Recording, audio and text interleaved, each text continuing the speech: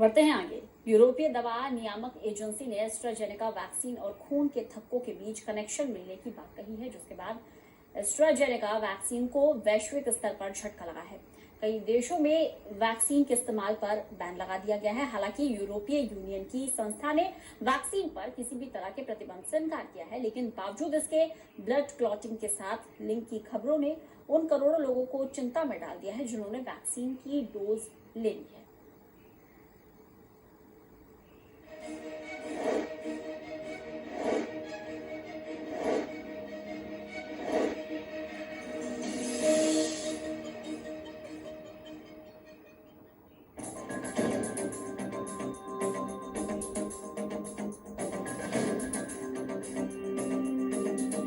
यूरोपीय औषधि नियामक संस्थान ने हाल ही में कहा कि इसे ऑक्सफोर्ड एस्ट्राजेनेका वैक्सीन और रेयर ब्लड क्लॉटिंग के बीच में लिंक मिला है।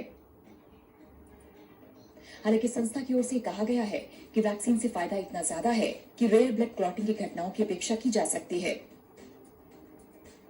फिलहाल यूरोपीय यूनियन की संस्था ने वैक्सीन पर किसी तरह के प्रतिबंध से इनकार किया, लेकिन इसके बावजूद ब्लड क्लॉटिंग के साथ लिंक की खबर ने उन करोड़ों लोगों में चिंता बढ़ा दी है जिन्होंने कम से कम वैक्सीन एक डोज भी ली है। बता दें कि अमेरिकी दवा कंपनी मॉडर्ना और फाइजर की वैक्सीन के मुकाबले रखरखाव में आसान होने की वजह से एस्ट्राजेनेका की वैक्सीन को दुनिया भर में प्राथमिकता दी जा रही थी। हालांकि फाइजर की वैक्सीन के 95% एफिकेसी रेट के समक्ष एस्ट्राजेनेका वैक्सीन का एफिकेसी रेट 89% ही है। ब्लड क्लॉटिंग की खबरों के बाद कई यूरोपीय देशों में इस वैक्सीन से वैक्सीनेशन रोकने की खबरें आईं।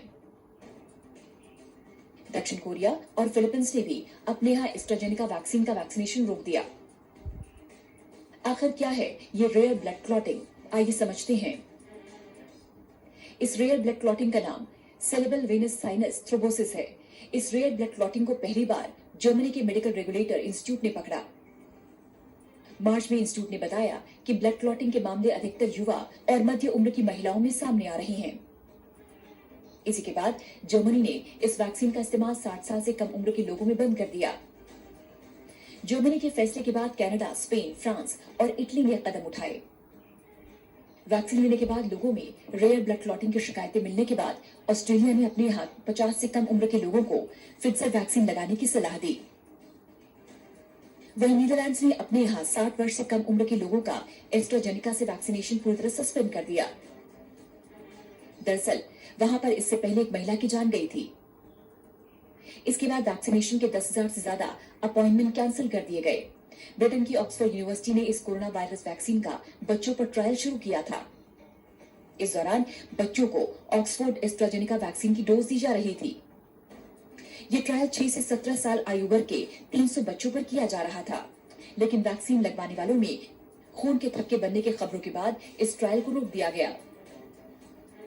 वहीं यूरोप में 4 अप्रैल तक 3.4 करोड़ वैक्सीन लाभार्थियों में से रेयर ब्लड क्लॉटिंग के 222 मामले सामने आए। 22 मार्च तक इस ब्लड क्लॉटिंग की वजह से 18 लोगों की जान चली गई। इसके बाद यूनाइटेड किंगडम ने 30 साल से कम उम्र के लोगों के लिए दूसरी वैक्सीन की व्यवस्था की बात कही। ऐसे में अगर भारत की बात करें तो यहाँ फिलहाल सभी गंभीर मामलों पर निगाह रखी जा रही है। भारत में भी इससे संबंधित रिपोर्ट्स इस सप्ताह तक आने की उम्मीद है। इसके बाद भारत सरकार भी इस वैक्सीन को लेकर कोई अहम फैसला ले सकती है। बता दें कि मार्च में इटली समेत कई देशों की सरकारों ने एस्ट्राजेनेका के कोविड-19 वैक्सीन से टीकाकरण को बैन किया था। वैक्सीन का इस्तेमाल रोके जाने के बाद यूरोपीय मेडिसिन एजेंसी ने साफ किया कि इसके फायदे खतरे से ज्यादा हैं और इसे इस्तेमाल करते रहना चाहिए। इसके बावजूद इसके कई देशों ने लोगों के स्वास्थ्य को ख्याल में रखते हुए इस वैक्सीनेशन के इस्तेमाल पर रोक लगा दी। Special desk, total news.